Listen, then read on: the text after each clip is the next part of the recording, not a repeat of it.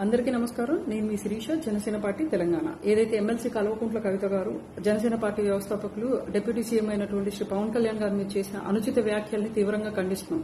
Pawan Kalyan garu is not a serious politician. Pawan Kalyan garu unfortunately becomes a deputy CM. Pawan Kalyan garu has no stand. Sometimes he'll take right, sometimes he'll take left. ఒక నిర్దిష్టమైన ఒక ప్రయాణం ఆయనకు లేదు, consistency లేదు. దళిత మహిళ కాబట్టి అనిత గారిని ఆయన అన్నారు.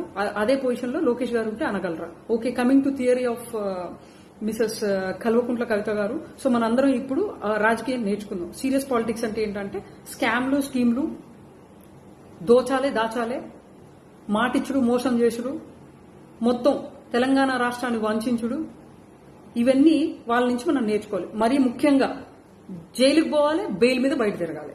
ఇది సీరియస్ పాలిటిక్స్. ఏదైతే Pawan Kalyan garu is serious politician, that's why we got 100% strike rate.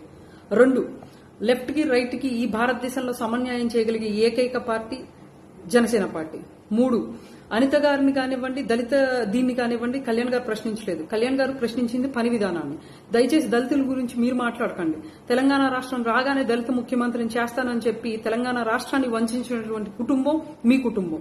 3, మాకు తెలియదు మేడం, మేము తప్పు చేస్తున్నాం. ఎందుకంటే మీ లెక్క జనజాగృతిని పెట్టేసి కోట్ల లక్షల కోట్లు తినేసేసి స్కాములు చేసి స్కీములు చేసి మీరు చెప్పారు ఒక దాంట్లో, మీరే కనుక సీఎం అయితే ఏం చేస్తానంటే లిక్కర్నే బంద్ చేస్తానని చెప్పి ఈ రోజున లిక్కర్ కి మీరు క్వీన్ అయ్యి దేశవ్యాప్తంగా తెలంగాణ పరువును తుంగలో దొక్కిన మీరు, మీ పార్టీ ఓడిపోవడానికి కూడా కారణం మీరే, మీ యొక్క ప్రవర్తనే.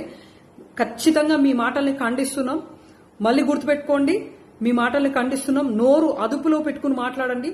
బేషరతుగా క్షమాపణ కోరుకుంటున్నాం. And we demand to withdraw your words.